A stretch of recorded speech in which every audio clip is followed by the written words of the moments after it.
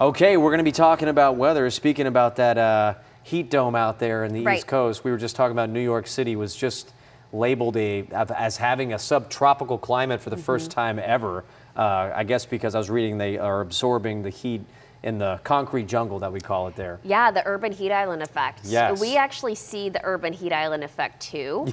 Right. We truly do. That's why on any given day, especially in the summertime, you can really notice the difference between high temperatures in Dallas and in Fort Worth, even Denton and McKinney, compared to the surrounding areas. And I'll point it out to you when we get to our high temperature graphic. Right. But right now, the heat is really centered over areas, not only of the southeast, but across the northeast. And you see all of those highlighted states. Yeah, those are the heat alerts spanning several states for highs up to 100, heat index up to 110. And it's because of the heat dome. We talk about the heat dome all the time here in Texas, but right now it's centered northeast of here. Eventually, I'm talking Friday, Saturday, Sunday, that dome of heat is going to sink towards our southern states, so we'll be more under the influence of it.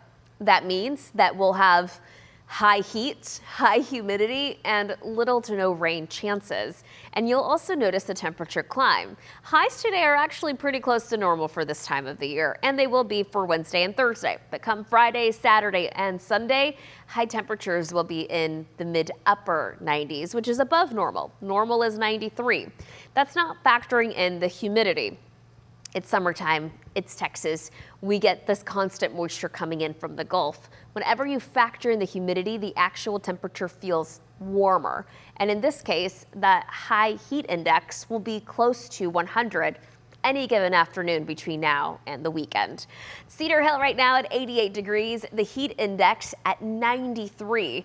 We are looking at a little cloud cover out there. We'll notice some fair weather clouds throughout the afternoons, and we'll see that every afternoon. Temperatures are going to climb from here on out. We'll be at about 91 degrees at 2, but 94 degrees around 4. The heat index will be in the triple digits, and we hold on to the heat overnight in the form of really moisture. 81 degrees. It's going to be muggy though, so it'll actually feel like 85. Those temperatures will struggle to cool down into the overnight hours. Let's talk about the urban heat effect. Right today, the high temperature in Dallas, 94, 95 in Fort Worth, 95 in Denton, 95 in McKinney. But look at areas right outside of the big cities. We're looking at 89 in Terrell, a high of 91 in Waxahachie, 92 in Granbury, Decatur, and in Mineral Wells. I know it's just a few degrees, but it holds true almost every day in the summertime, especially where the city is usually warmer than areas that are surrounded by more grass and really surfaces that tend to release heat a lot easier. The heat index just about anywhere though, especially east of DFW, will be about 100. Let's talk about the potential for rain. It's not a lot, but it's there. We do have a really small chance to see a scattered shower, isolated thunderstorm southeast of DFW and east of DFW.